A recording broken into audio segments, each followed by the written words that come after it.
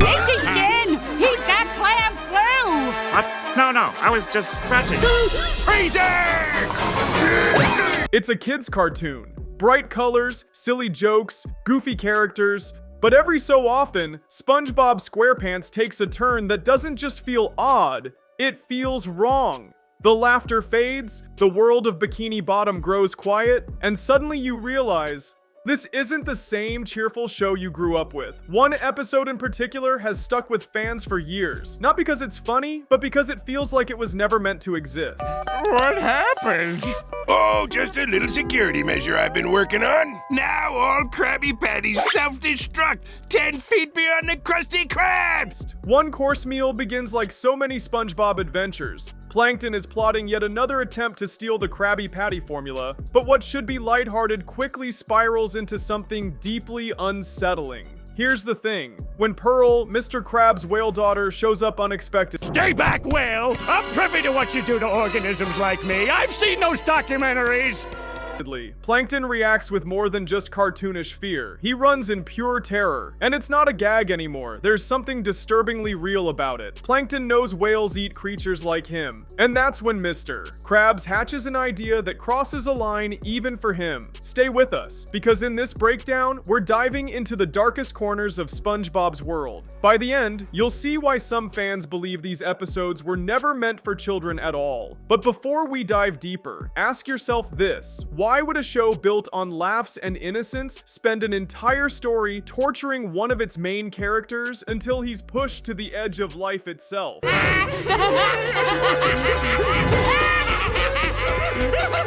After his first encounter with Pearl, Plankton can't shake the terror. Every shadow looks like a whale. Every creak of the chum bucket feels like a threat. And that's when Mr. Krabs decides to take things further. Instead of using Pearl just once, he disguises himself as her and begins haunting Plankton day after day. What starts as a cruel prank quickly becomes psychological torture.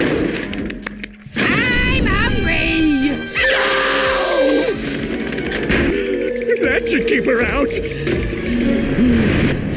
I want plankton meat! Holy protozoa! Karen! She's here! She got it! Imagine it. Plankton is too afraid to eat, too afraid to leave his room, too afraid to even step into the light. The audience watches as he breaks down completely, crying alone in his lab while Mr. Krabs laughs in the background. For 2 weeks straight, this goes on. Plankton's dreams are consumed by nightmares of whales devouring him alive. He even imagines meeting his dead ancestors in the stomach of a predator. Plankton, do you hear me? Yes, I can hear you. Can you bring it up? I can't risk stepping into the light. The whale might see me. It's dark, it's disturbing, and it feels far too real for a cartoon that usually thrives on slapstick. And then comes the breaking point. Exhausted, starved, and hopeless, Plankton walks out into the middle of the road. The implication is chilling. He's ready to end it all. Yes, in a SpongeBob episode. Suicide, right there in Bikini Bottom. SpongeBob, ever the optimist, tries to save him. Whoa!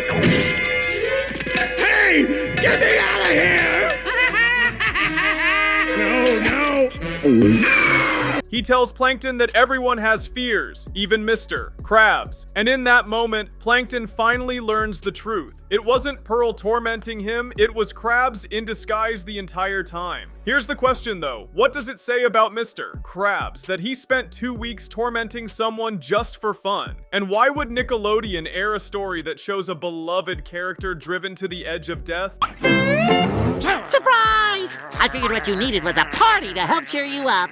Unfortunately, everyone I tried to invite was busy or sick, but don't worry. I used my papier-mâché skills to fill the party with your favorite person. If Plankton's despair was shocking, Squidward's downfall in Are You Happy Now is even harder to watch. It doesn't start with danger or monsters. It starts with something painfully relatable. Realizing you don't have a single happy memory. When SpongeBob asks Squidward about his happiest moment, Squidward can't answer. At first, he shrugs it off, but the seed is planted. That tiny question begins to eat away at him. Soon he's crying crying alone behind the cash register. Tears not of pain, but of emptiness. SpongeBob tries to help. He takes Squidward to a concert, to an art museum, even on a hot air balloon ride. Each time, for a brief moment, Squidward almost feels joy, only for it to collapse in humiliation or disappointment. The cruel part isn't the failure, it's the hope. The way he gets close to happiness, only to have it ripped away. And with each failed attempt, Squidward sinks lower. His face grows duller, his voice emptier. He no longer rants or complains, he just exists, dragging himself through each scene like a ghost of his former self.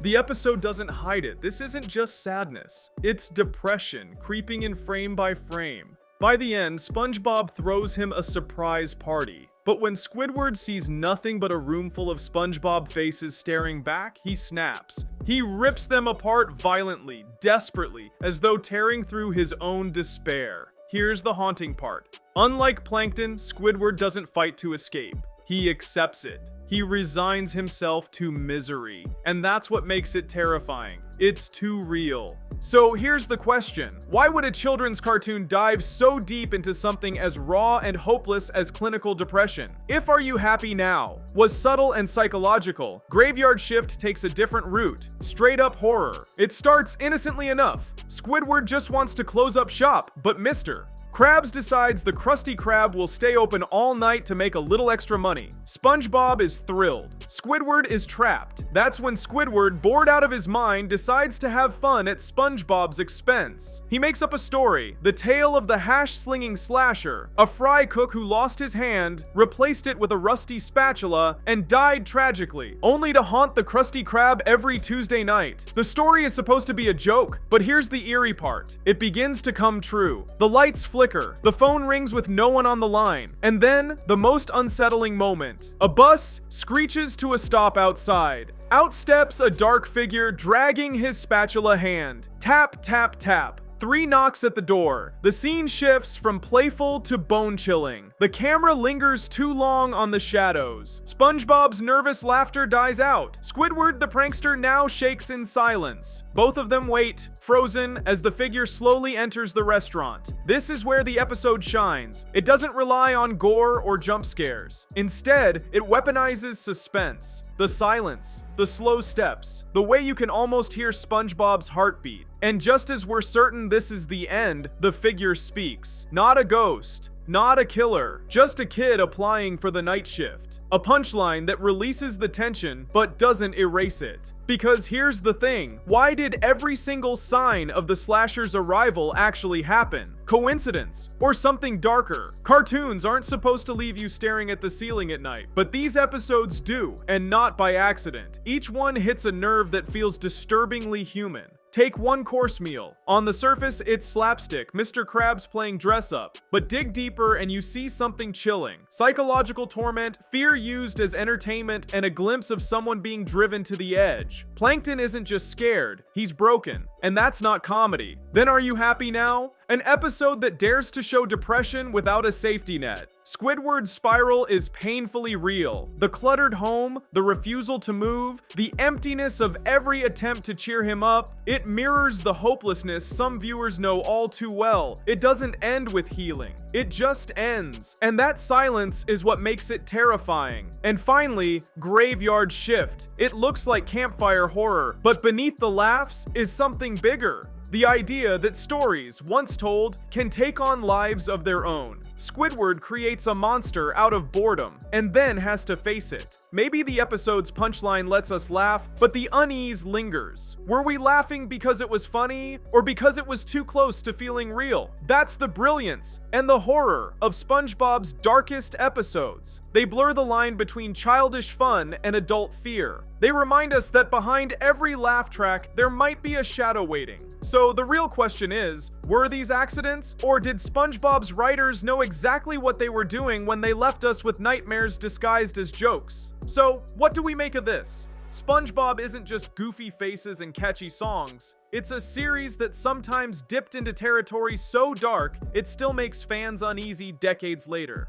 Whether it's Plankton breaking under fear, Squidward staring into depression, or legends of a ghostly fry cook haunting the night shift, these episodes remind us cartoons aren't always safe havens. Sometimes they're mirrors, reflecting fears we'd rather not face. If this deep dive kept you hooked, imagine what else is hidden in plain sight. Drop your theories in the comments, share which episode scarred you most, and don't forget, hit that subscribe button so you never miss the next story lurking beneath the laughter.